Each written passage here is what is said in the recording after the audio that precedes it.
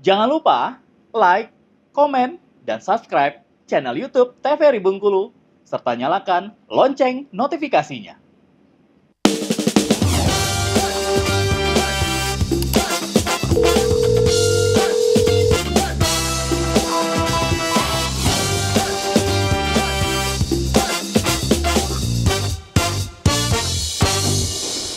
Baik, terima kasih pemirsa, masih di Dokter Kita TVRI Bengkulu bersama Kita Sehat hari ini, dan masih bersama saya Kara Fahmi dan juga Dr. Gigi Yunita Francisca MMR, spesialis orto, dan juga Dr. Elsa Gempitasari. Dan kita masih untuk dengan tema kita mengenai penyebab maloklusi ataupun juga gigi berantakan. Ini balik-balik lagi pertanyaan tentang gigi berantakannya, dokter ya. Nah, kalau gigi berantakan itu kalau udah berantakannya parah banget nih ya kan, itu emang bisa dirapikan nggak sih dokter? Ada keyakinan bisa dirapikan nggak sih? Kena ketakutannya misalnya kalau kecil oke lah kita nggak ngeh kan. Kalau udah besar kan itu kan berpengaruh sama penampilan nih. Itu bisa nggak sih dokter kita rapikan secara seperti biasanya gitu? Sebetulnya banyak faktor ya Mas ya. Cuman kemungkinan besar itu bisa. Cuman kadang istilahnya kalau misalkan kita lihat juga kasusnya, misalkan dia rahangnya yang bermasalah, nah itu berarti kan harus ada intervensi juga ke rahangnya. Tadi kan kalau misalkan perawatan ortodonti yang sudah lewat dari masa tumbuh kembang itu sebenarnya cuman kayak kamuflase gitu. Jadi kelihatan cuman pencabutan, digeser sana, geser sini. Tapi kita tidak bisa merubah rahang. Tapi kalau misalkan mau oklusinya itu terjadi rahangnya dia terlalu maju. Nah, itu kita akan membutuhkan bedah ortognatik namanya. Jadi istilahnya misalkan yang majunya yang nggak normalnya, misalkan rahang bawah, jadi nanti rahang bawahnya dipotong terus baru diposisikan. Tapi setelah rapi giginya. Misalkan yang rahang atasnya yang kurang gitu, dia juga bisa dibedah, rahang atasnya nanti dimajukan, dimana yang dia pas posisinya gitu. Tapi kalau cuman gigi-giginya aja itu ya bagian besar masih bisa seperti itu. Masih bisa ya. Cuman kadang setelah kadang kan ada tahapan juga ya Mas ya, sebelum dilakukan tindakan itu kan kita analisis dulu. Nah, kita lihat rahangnya ini memungkinkan nggak, apakah harus bedah gitu. Apalagi di Bengkulu ya. Untuk bedah ortognatik itu sepertinya belum memungkinkan. Mungkin kalau misalkan di tempat pendidikan itu bisa jadi nanti kita kasih opsinya ke situ gitu. Oh gitu. Nah, satu lagi dokter, gigi itu bisa dikikis nggak sih? Dikikis? Ya. Ya kalau misalkan gigi dikikis itu zaman dulu ya Mas. Zaman dulu ya? Itu sering dikikis gitu. Nah, cuman sebenarnya kalau sekarang udah nggak boleh karena itu banyak efeknya. Kalau misalkan giginya itu nanti dikikis bisa jadi ngilu. Misalkan udah bisa bakteri bisa masuk ke situ, bisa jadi nanti giginya mati lama-lama. Keluhannya banyak gitu. Oke, baik. Lanjut lagi kita ke dengan ininya. Dokter mau ada yang tanyakan? Belum? Oke, boleh silakan lanjut dengan slide-nya dulu.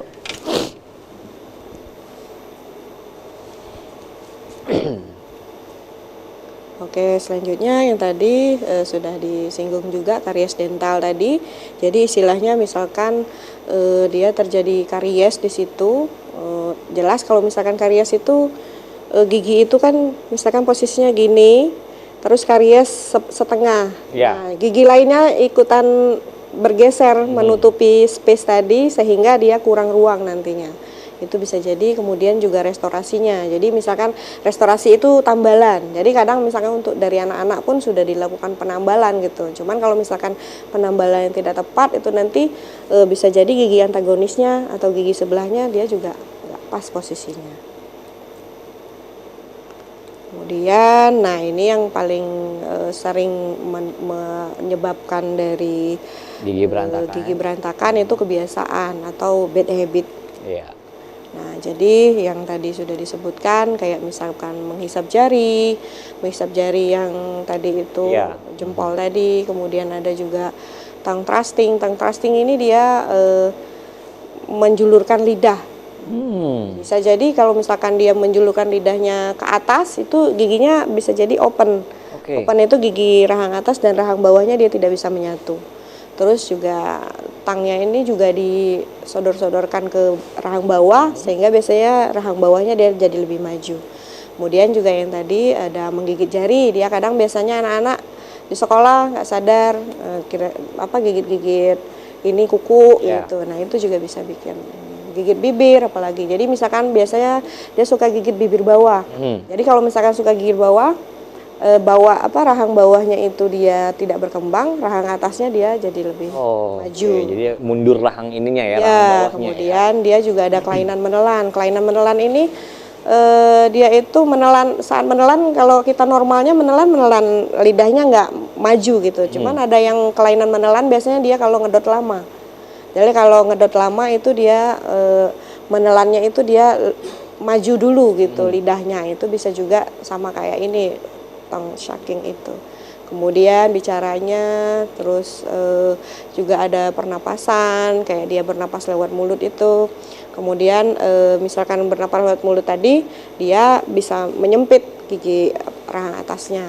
Kemudian juga ada tonsil dan adenoid ini. Nah, jadi istilahnya dia misalkan ada tonsilitis itu anak-anak kan susah bernapasnya, dan jadi dia biasanya bernapas lewat mulut itu. Jadi sebenarnya kalau misalkan ini banyak pencegahannya yang bisa dilakukan. Misalkan bernapas lewat mulut, ini kita tahu akan mengakibatkan oklusi, jadi tonsilnya harus diterapi dulu gitu. Setelah diterapi mungkin nanti ada misalkan sudah terlanjur terbiasa bernapas lewat mulut, nanti akan ada alat yang mencegah dia untuk bernapas lewat mulut. Kemudian juga kebiasaan psikogenik nih, jadi kayak misalkan dia grogi, maju ke depan dia harus gigit-gigit bibirnya, atau misalkan pas misalkan dia pengen tenang gitu, nah bisa jadi gitu. Terus juga bruxism ini dia mengerot pas tidur. Jadi kadang kita misalkan tidur rame-rame gitu ada yang krot, nah itu bruxism namanya. Jadi nanti biasanya bagian bawah-bawahnya itu dia bagian gigi-giginya yang bagian terkerat itu dia tergerus seperti itu. Jadi sehingga udah nggak pas ininya.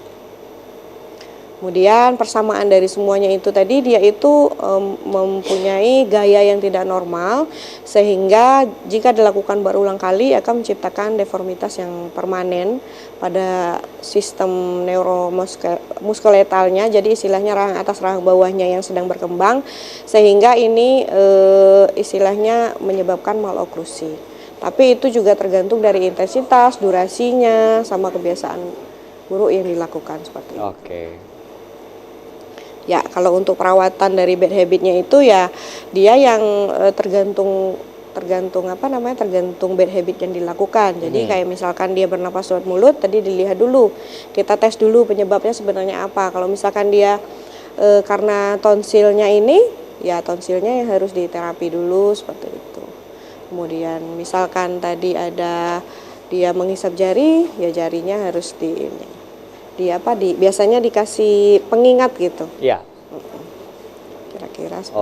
Jadi perawatannya untuk kebiasaan dari bad habitnya ini, lihat dulu kebiasaan apa yang buruknya ya dokter ya, baru bisa untuk ditangani gitu ya. Iya.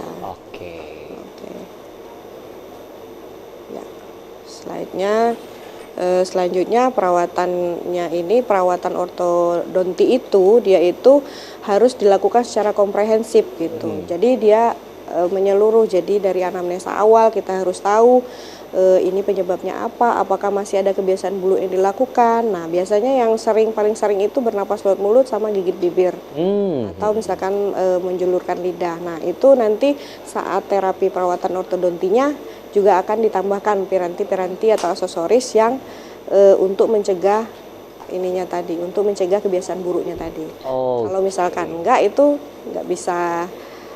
Jadi istilahnya misalkan udah terlanjur dicabut, tapi dia masih tetap gigit bibir, giginya susah mundur, malahan nanti udah terlanjur berkorban giginya, udah terlanjur dicabut, tapi giginya nggak bisa mundur juga. Gitu, baik. Kita akan nanya lagi tentunya, tapi kita jedaikan dulu ya Dokter Elsa ya. Nah baik pemirsa, tetap bersama kami di Dokter Kita TVRI Bengkulu, bersama kita sehat.